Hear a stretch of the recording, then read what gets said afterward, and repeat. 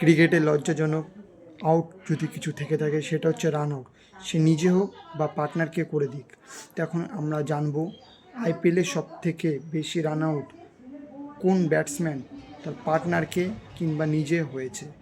Number 5 নম্বরে আসছে আমাদের সুরেশ রায়না, তিনি নিজে 30 বার রান আউটের মধ্যে 15 বার হয়েছে ও পার্টনারকে 15বার করেছে। 4 নম্বরে আসছে বিরাট কোহলি, বিরাট কোহলি 31বারের মধ্যে নিজে হয়েছে 9বার আর অপরজনকে করেছে 22বার।